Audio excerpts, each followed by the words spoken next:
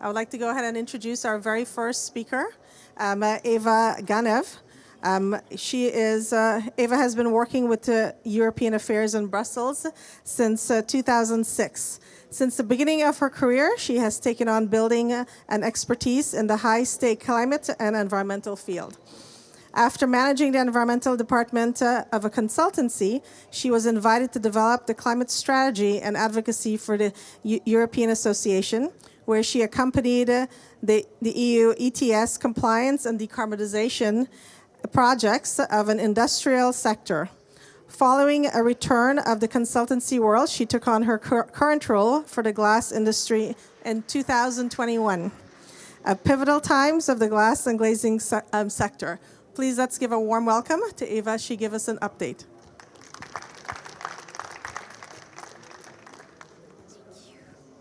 Thank you. Thanks a lot. Good morning, everybody. Thank you for being here at 9. It's very brave of you, especially to listen to something coming from Brussels, which is hardly ever intelligible. So I'll try to make it easier for you. But before starting, I wanted to just ask, has any one of you heard about the barbaric terms of EU ETS and CBAM?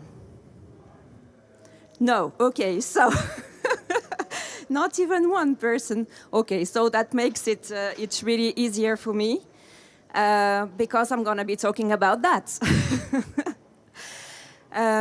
No, but just to frame what I'm going to be talking about, it's the European climate policy in two of its aspects, both relating to carbon pricing. One internal one, which is the European carbon pricing system, the so-called EU emissions trading scheme, or EU ETS. And the second one is the external dimension of European carbon pricing. It's the famous carbon border adjustment mechanism, the so-called barbaric CBAM. And obviously what we are going to be looking at today is the impact current and expected on the glass and glazing sector.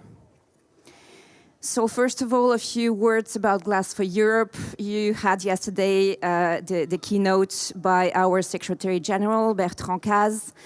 So you probably already know who we are. We are the European Association, which represents both the manufacturers and transformers processes of flat glass. And we actually believe that it's really giving us a strength to cover the value chain and to be able to speak with one voice and to cover, for instance, the whole issues around the impact of the European climate policy. So to set the scene, the European policy is based on the fact that we are in the situation where we face climate urgency. So we need to react to that. And this you've probably heard about a lot of discussions and debates when it comes to the Paris Agreement and limit global warming, etc., etc.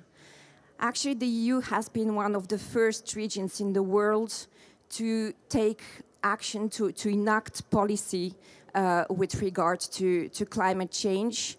And there have been actually a lot of debates at the beginning of the years 2000 around the type of instrument that we should be using at EU level to tackle climate urgency. And to really put it in a nutshell, the debate was between a carbon tax and a cap and trade system. The preference went to the second one, but we are coming back to this debate, as I will explain in a few minutes. So far, we can say with confidence that the EU has had the strongest reaction to this climate urgency. And we can also say with quite some confidence that the manufacturing industry is among the most impacted sectors by this European policy.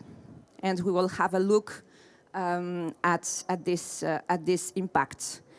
I just want to flag the last bullet here, which says climate neutrality by 2050. Actually, what we have in the EU for a few years now is the so-called European climate law.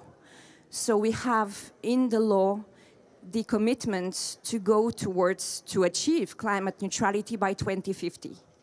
And I also draw your attention to the term neutrality.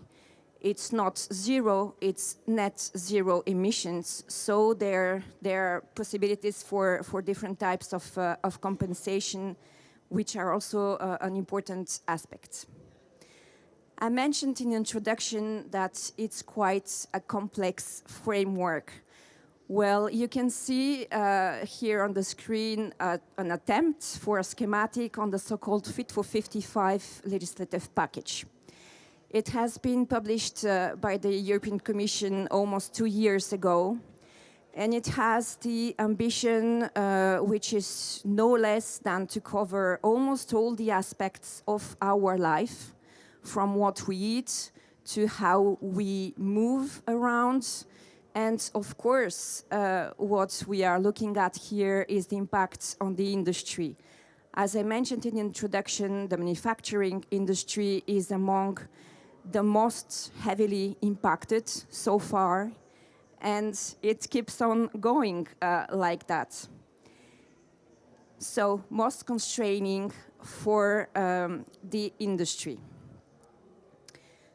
So the first part of my presentation, the so-called EU ETS, the emissions trading scheme. I mentioned in the introduction that there was this debate, should we have at EU level a carbon tax or a cap and trade system? The choice was made towards the latter in 2003, 20 years ago, and this system entered into force in 2005. So we have a kind of return on experience already. But what is a cap and trade system? Well, you have a cap. You have an ambition in terms of emissions reduction. And below this cap, you have the possibility to trade allowances. Allowances which receive the so-called carbon price. Carbon price which is at least supposed in theory to be moved by the market. And you can buy and trade those allowances to be in compliance with the whole system. However, the scope of this system is still quite limited. It has been imposed actually on what are the biggest emitters of greenhouse gas emissions, energy producers, the first one, and energy-intensive industries, the second one. And among the second category, you can find glass manufacturing. So both those two big sectors cover 45% of EU emissions. Actually, we could also be looking at what is missing here, transport, which is a very big emitter, agriculture, which is a very, very big emitter too. The Fit for 55 package that I presented just before aims at also at least start to address those two sectors, but we are not there yet. The industry and energy producers are still the most impacted. A very important principle is the polluter pays principle. It's one of the fundamental principles in EU legislation. And it is enacted here in the European Emissions Trading Scheme. The idea is that when you pollute, you have to buy allowances, which have a carbon cost. However, there is also the concept of risk of carbon leakage at European level.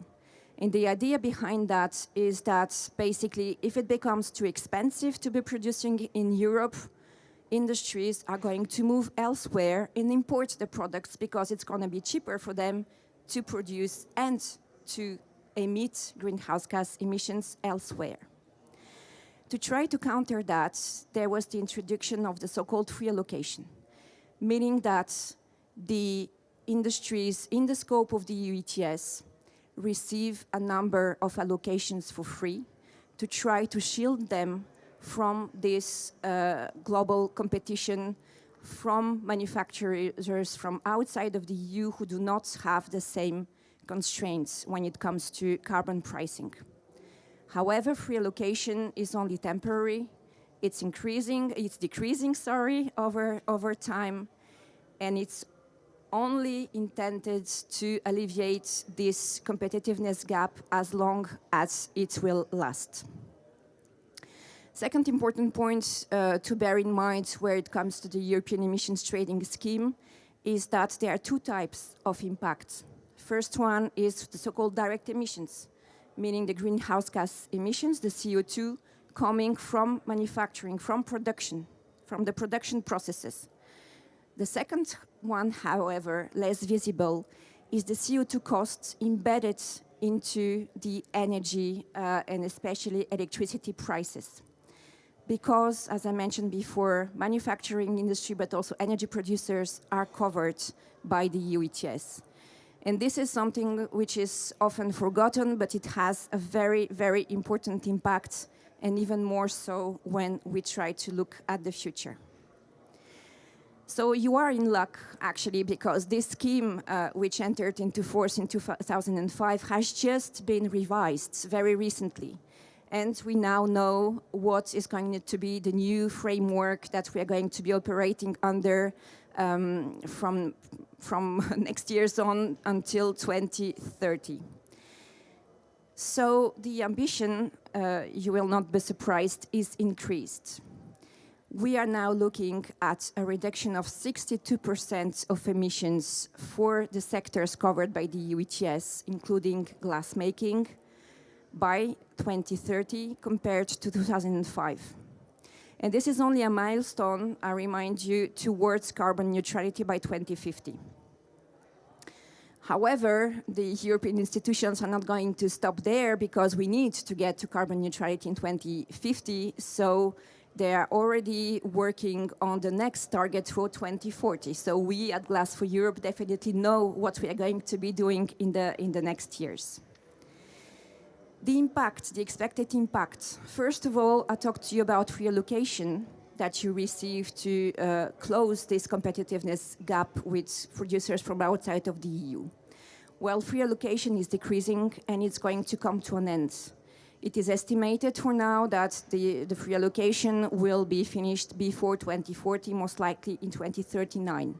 So in a few years from now, no more free allocation, everybody has to pay for 100% of its carbon emissions. The second one, CO2 price. Yes, you will have to pay for more and more of your allowances, but you will also have to pay those at a very high price, a much higher price than the previous years.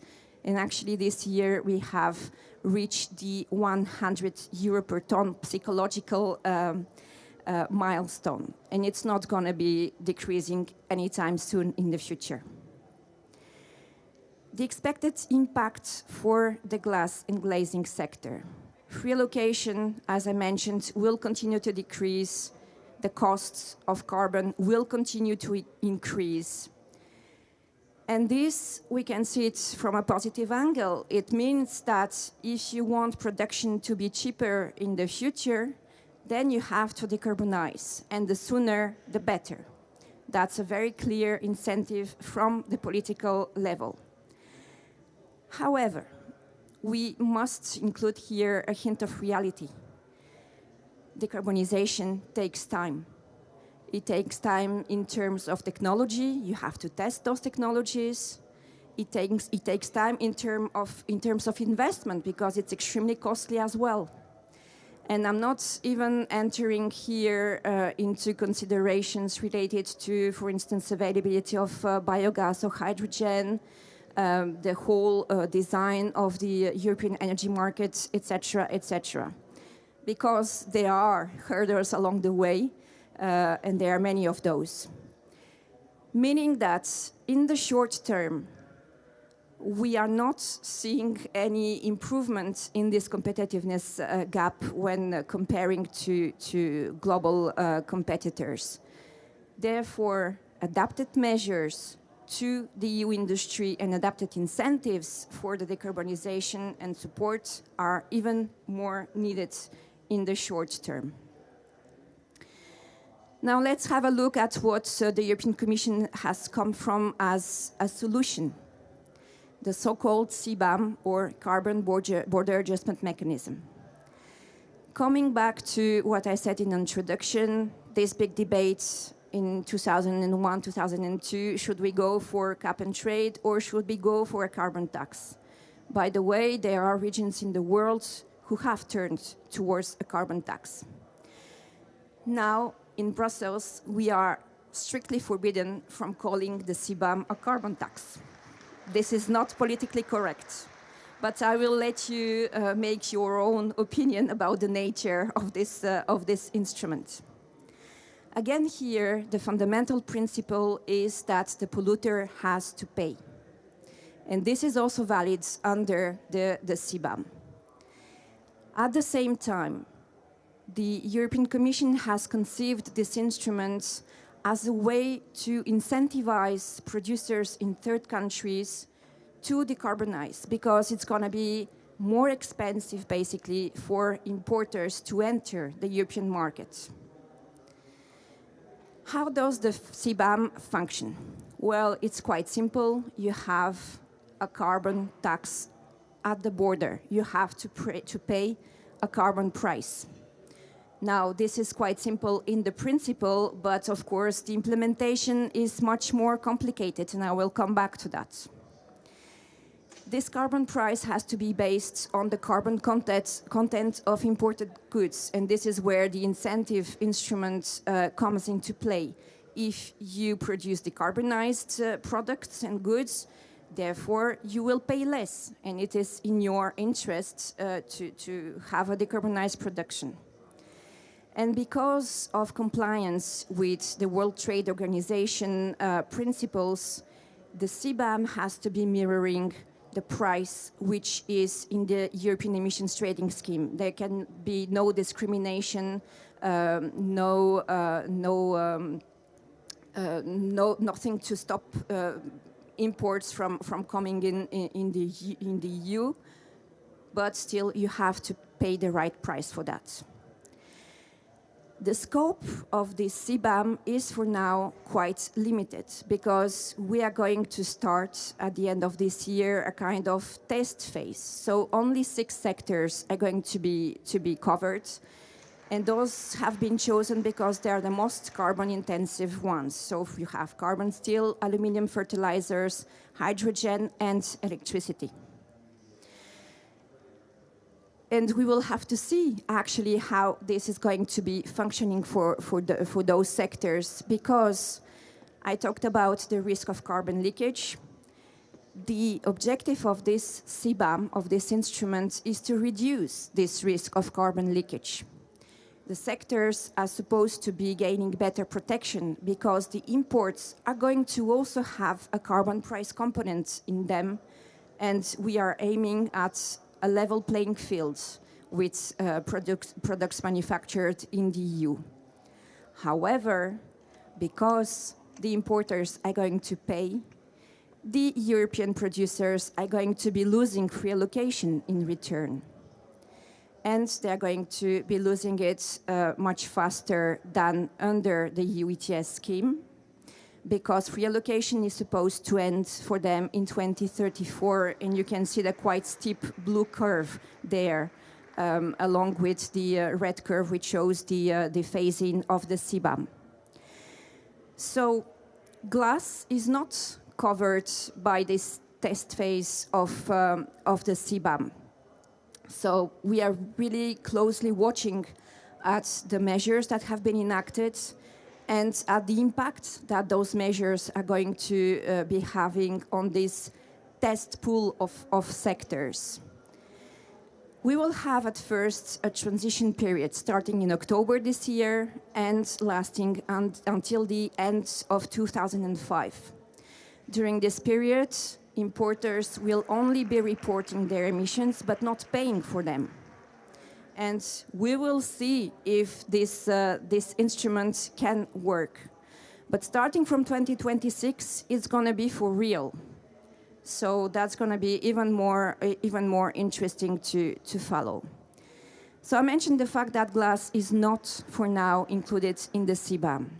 However, the objective at the European level from the policymakers is that all sectors, all carbon-intensive sectors, which are currently at risk of carbon leakage, and glass is among those, should be covered by the CBAM before 2030. I'm not going to enter the debate on political feasibility either. It's another complex one. But what is interesting to know is that the European Commission will come up with a series of reports in less than 2 years to discuss the scope extension, the feasibility of this one, for instance, in terms of data collection, of complexity of the sectors, the potential impact on downstream products, because I also mentioned at the beginning that we at Glass for Europe are looking at the whole value chain. And actually, if you cover only part of the value chain, you run the risk of circumvention. Maybe it's not flat glass that is going to be imported in the future, maybe it's glazing, and it's not going to solve the issues that we have.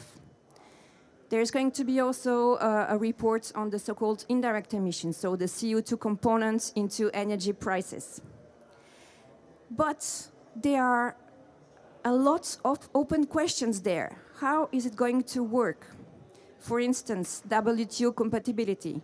We already know, and it was last week actually, that China showed very clearly at WTO level that they are not going to let this pass that easily. They have already opened a debate on that. Governance. Who is going to be in charge of the implementation of this? Is it going to be at European level, at national level, etc.?